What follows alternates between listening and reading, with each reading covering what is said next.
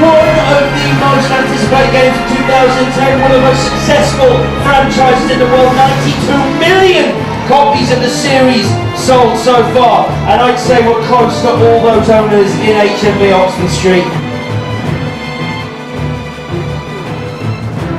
Hello, I'm here with the producer and art director of Final Fantasy XIII, Yoshinori Kitase and Isumu Kamikakurio. Gentlemen, welcome. Thank you for being here. We have a series of fan questions from the absolutely billions of Final Fantasy fans who are out there. And the first one comes in from Michael Whittington, who says, do you think that the latest instalment will set up the possibility of a live-action 3D film version in the vein of Avatar? It certainly has potential. What do you think? Yes, as far as Final Fantasy is concerned, depiction of great characters have always been important, have got a very important role in it. And live motion, if we could employ live motion to make a Final Fantasy movie, obviously the technology would give it another degree of depth. So that would be a good idea.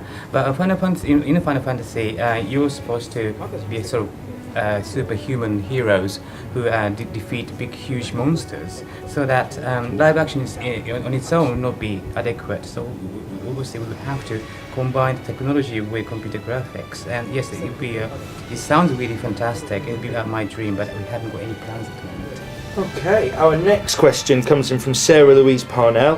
Who was the most enjoyable character to design and develop? And do you become a bit attached to your characters? I would like to name Lightning as my favorite character because I really adore her personally. Lightning is one of the very few female protagonists in the franchise. But I mean, as opposed to the past female characters, Lightning is very strong and she's very cool and she's very attractive in a more sort of non-gender sense.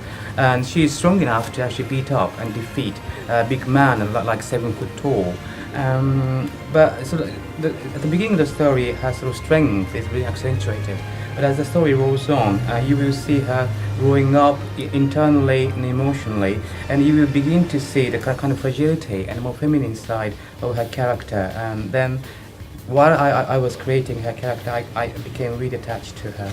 And finally, this is from Keith Miller. I would like to know how you come up with such great stories and characters for each Final Fantasy game.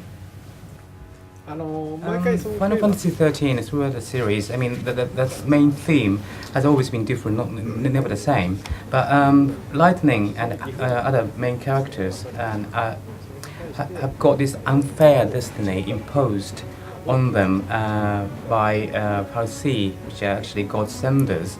And the story depicts how her and her friends reach a point where they're determined to fight back and to get through.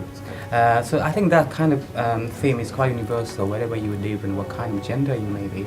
And but if you play the game, I would like you to reflect that kind of theme on your own life. If you're having to deal with an unfair destiny, or you've got to deal with an adversity, rather than just break down and defeat, that I would like you to go ahead with hope in mind and be strong. That's the message from the game. Well, that's a great message to end on. Gentlemen, thank you very much. Terry, you are our winner! Congratulations, let's hear it for Terry!